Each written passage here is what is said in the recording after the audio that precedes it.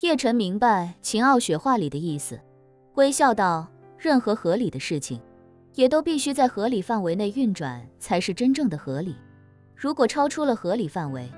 就必然会失真，甚至起到反作用。秦傲雪很是赞同地说道：叶大师，其实我也是这么想的，我不一定非要赛事组委会尊重我的个人观点，但如果他们组织的比赛让我感觉不舒服，那以后我就不再报名参赛了。说着，秦傲雪无奈地吐了吐舌头，吐槽道：其实我早就不想参赛了，总觉得这种竞技比赛对真正的实战能力提升不大，还是武道来的更直接干脆一些，也没有那么多条条框框的约束。只是我爸非要我来参赛，他说趁着我大学本科还没毕业，让我多拿几个冠军，将来不但能进国家队参加奥运会，还能借此报考清北这种顶尖学府的研究生。他这人最爱面子，就希望我能去清北读研。叶晨笑道：你爸望女成凤吗？也可以理解，他已经为家庭赚取了足够的金钱，将来肯定希望你能够越来越优秀。秦傲雪轻轻点头：叶大师您说的我能理解，只是有些时候就觉得，如果以后想在某个领域走真正的专业路线，就不能定太多同期但又不同方向的目标。运动员报考清北研究生，大都是进去镀金，读 MBA 的多一些，读体育相关专业的少，但其实这都是退役之后才能去做的事情，否则只是流于形式。傲雪将来不期待能够成为专业运动员，更希望能够在武道上埋头深耕。如果我去读书，2-3年甚至更久的时间都要待在学校，对修炼武道自然会有很大影响。叶晨笑道：运动员的体育生涯一般就是10几年甚至几年的黄金期，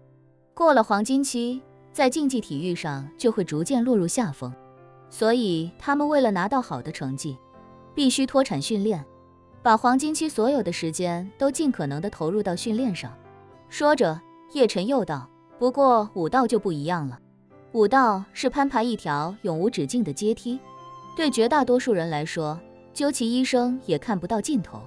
如果你想走这条路，就一定要放平心态。你才20岁，武道一途至少还能走50-60年，这个过程中，你不能让自己完全沉浸在武道里，那样的话，人活一世，其实真正有意义、有收获，亦或者能感受开心幸福的时间反而很少。读书虽然对武道没什么帮助，但是对人生还是有很多裨益的。只要你不是特别抵触读书，又恰好有读书的条件，我建议你还是去试一试。秦傲雪被叶晨的话所触动，他虽然痴迷武道，但叶晨提示的内容也很重要。人活一世，让人生充实幸福才是最重要的。如果所有精力都用来痴迷武道，或许会给人生留下许多遗憾。于是他十分认真地点头说道：傲雪一定谨记叶大师的教导，本科毕业继续读书倒也是个不错的选择。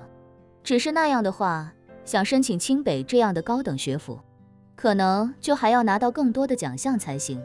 叶晨笑道：我记得你之前已经被国家队录取了吧？对的。秦傲雪道：我现在参加的还是大学生比赛，明年国家队应该会安排我参加正式的世界锦标赛了。正式的世界锦标赛不像大学生比赛那么局限，到时候会有更多的高手，如果能在世界锦标赛拿到好的排名，才有机会被奥运队征召。叶晨点头道：好歹拿一个奥运冠军回来，拿到之后当成你自己的敲门砖，到时候你可以根据自己的喜好选择继续比赛还是退役读书。如果有什么需要我帮忙的，我也一定会尽我所能。秦傲雪激动不已地说道：谢谢叶大师，不过傲雪一定会尽自己最大的努力，先拿一个奥运冠军回来，不然的话怎么对得起叶大师一直以来的关心和照顾。叶晨微微一笑，轻轻颔首，他很欣赏秦傲雪的性格。秦傲雪有着一个富家千金与生俱来的骄傲，却不会因此就自视甚高，该自信的时候自信，该谦逊的时候谦逊，不与人抢辩，更不与自己内耗。这样的人在当今浮躁的社会里其实是很难得的。叶晨一直等着亲眼见证秦傲雪登台领奖之后，才用手机与他告别，一个人离开了武道馆。回到酒店时，萧初然和董若琳也刚到不久。董若琳正在叶晨与萧初然的房间里，跟萧初然谈天说地。见叶晨回来，便对叶晨说道：“叶晨，你明天下午可不要到处乱跑了呀，咱们要去参加一个聚会。”叶晨好奇地问：“什么聚会？”董若琳有些激动地说道：“是东京的三井家族举办的一个私人派对，塔瓦纳斯维特也会到场，到时候能与他私下见面，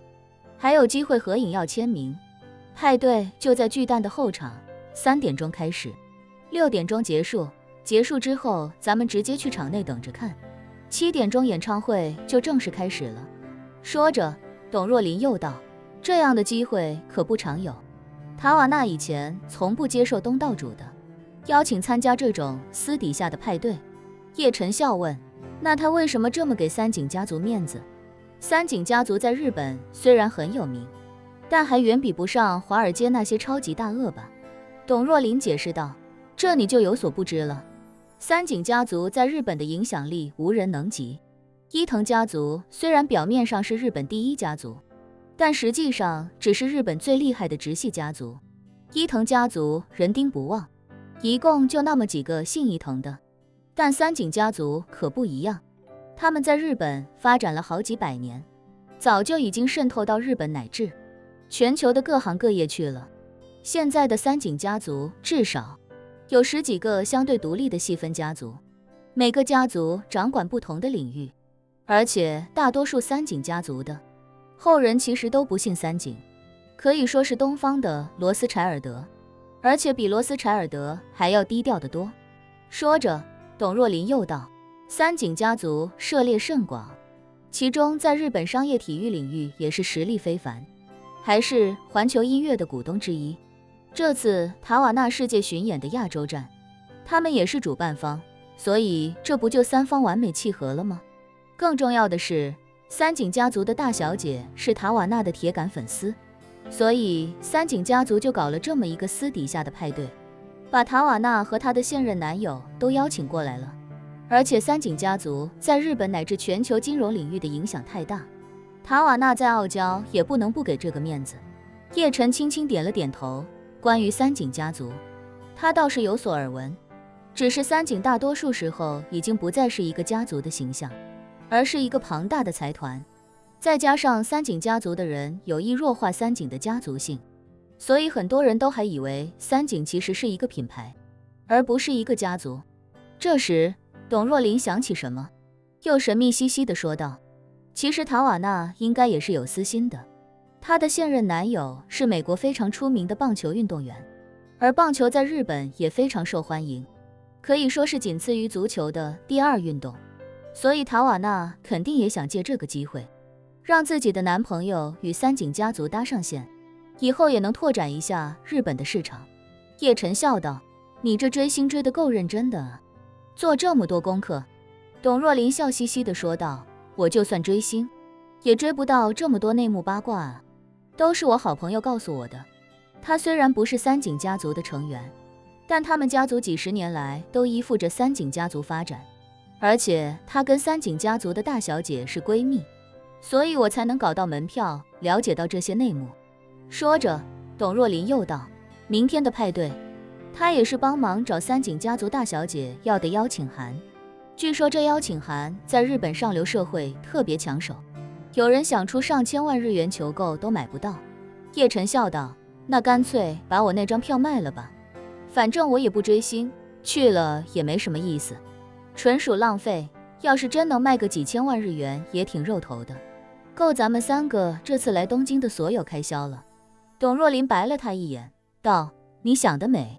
人家三井家族什么来头？日本人早晨上个厕所，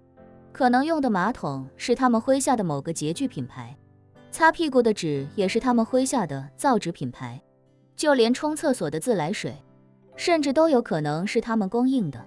就连电力可能都离不开他们的影子。这种家族搞个派对，怎么可能会对外售票？每张邀请函都是写了姓名的，到时候入场还要核对身份。你想转卖的话，唯一的机会就是找一个跟你很像的人卖给他，否则绝无可能。一旁的萧初然笑着说道：若琳，你还这么认真跟他解释，你听不出他是在跟你开玩笑吗？董若琳冲叶晨做了个鬼脸，哼哼道：谁知道他怎么想的，万一他真不感兴趣，不愿意去怎么办？说着，他盯着叶晨，认真道：我跟你说啊，叶晨，我跟初然都是美貌动人的超级大美女，出入这种场合要是没个护花使者，很容易被人调戏，所以你明天一定得跟我们一起去。叶晨无奈笑道：好好好，我去还不行吗？